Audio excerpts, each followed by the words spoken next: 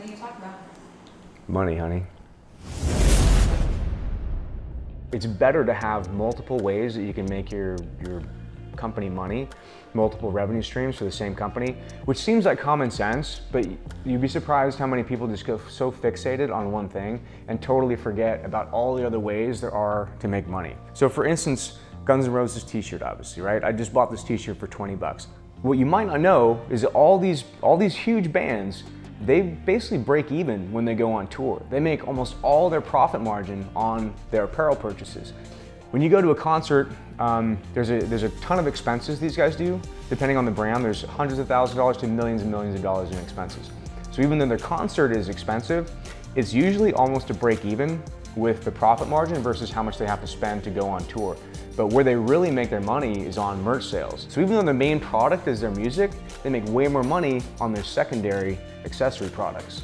You can apply that same concept to your business. For instance, the big wake-up call for me was when I had a kettlebell company, DemonBells. Our best-selling model cost $125 retail.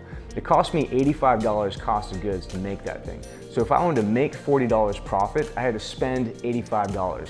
So between everything, we're operating roughly at 37.5% profit margin. So it was making money, but it wasn't as profitable as I needed to be to scale it up.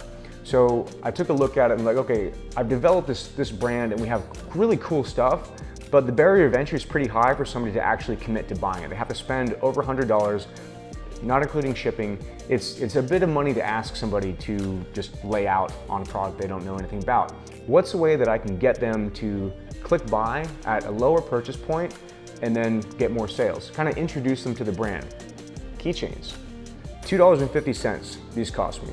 I sold them for $16 plus $4 in shipping. We had a roughly 800% markup on these.